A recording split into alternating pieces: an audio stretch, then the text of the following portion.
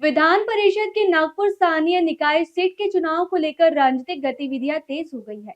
इसी beach Bharatiya Janata party के नगर सेवक बुधवार को मुंबई और गोवा के दौरे पर रवाना हो गए हैं। मतदान से ठीक एक दिन पहले उनके नागपुर लौटने की संभावना है।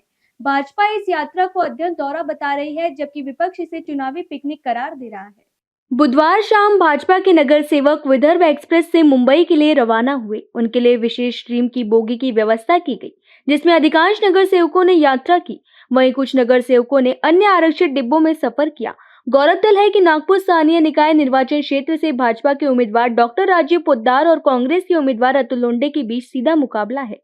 नगर निगम में भाजपा के पास पर्याप्त बहुमत होने के बावजूद पार्टी ने अपने सभी नगर सेवकों को एकजुट रखने की रणनीति अपनाई है। भाजपा नेताओं के अनुसार नगर सेवक मुंबई स्थित रामबाऊ महालगी प्रबोधनी में आयोजित अध्ययन वर्ग में भाग लेंगे।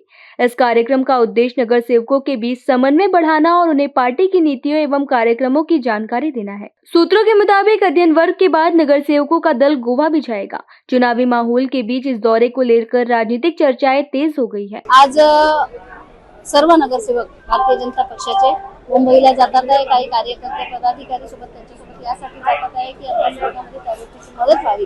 आणि मागील 2-3 महिन्यांपासून आमचं ठरलेलं होतं की सगळ्या नगरसेवकांचा अभ्यासवर्ग घ्यायचा आहे। अशा प्रकारे एकूणच सर्व अनेक नगरसेवक नवीन असल्यामुळे सगळ्या गोष्टीची माहिती त्यांना व्हावी म्हणून आज आधी गोव्याला आणि त्यानंतर मुंबईला सगळे नगरसेवक। खरं म्हणजे आपल्याला कदाचित माहिती नसेल, भारतीय जनता पक्षाचा जेव्हा जेव्हा अभ्यास वर्ग झाला त्या प्रत्येक वेळी सर्व नगरसेवक स्वखर्चानेच अभ्यास वर्गाला जातात, अशीच आमची परंपरा आहे। अभ्यास चांगला करावा, आल्याच्या नंतर महानगरपालिकेमध्ये त्या सर्व गोष्टीचा उपयोग व्हावा ही अपेक्षा आहे।